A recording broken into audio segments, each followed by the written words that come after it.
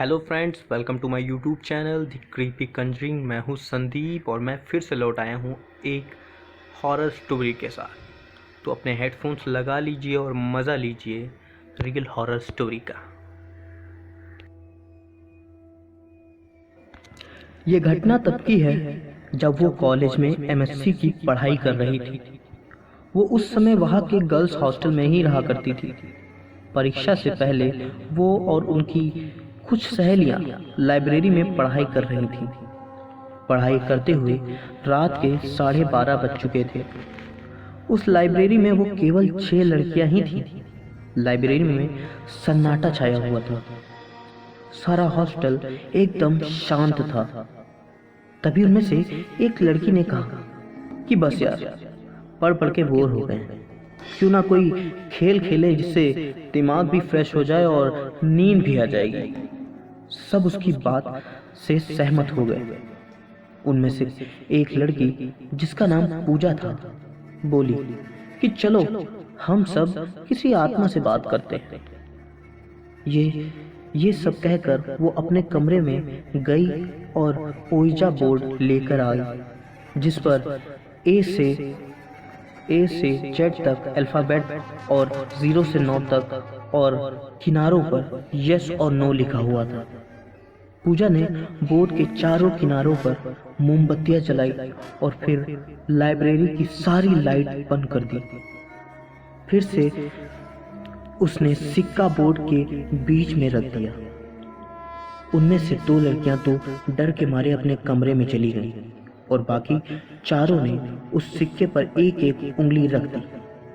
फिर पूजा ने कहा कि कोई डरना मत और यहाँ से उठना मत, वरना आत्मा नाराज हो जाएगी। अब पूजा बोलने लगी, अगर यहाँ पर कोई आत्मा है तो प्लीज हमसे बात करो। लाइब्रेरी में अजीब सा सन्नाटा और अंधेरा छाया हुआ था। अचानक लाइब्रेरी में कहीं से कुछ आवाज आई। उन्होंने सोचा शायद कोई किताब गिरी होगी।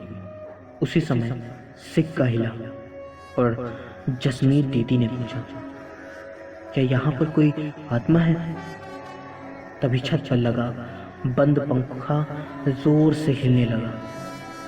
सभी लड़कियां डर गई, लेकिन पूजा ने कहा कि कोई भी लड़की अकेले मत भागना, ऐसा करने से आत्मा उसे नुकसान पहुंचा सकती है।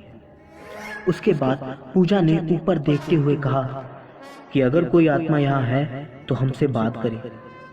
कुछ देर तक सन्नाटा रहा और अचानक सारी मोमबत्तियां बुझ गई और लाइब्रेरी से कदमों की ठक ठक की आवाज आने लगी।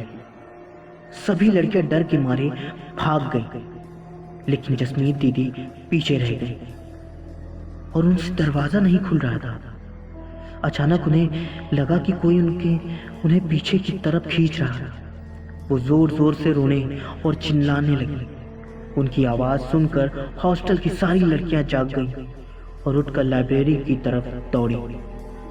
हॉस्टल वार्डन और सभी लड़कियों ने मिलकर दरवाजा खोला और दीदी को बाहर निकाला। इस घटना के बाद उन्हें आज तक लाइब्रेरी के डरावने सपने आते हैं और वो आज तक उस घटना को नहीं भूल पाई हैं।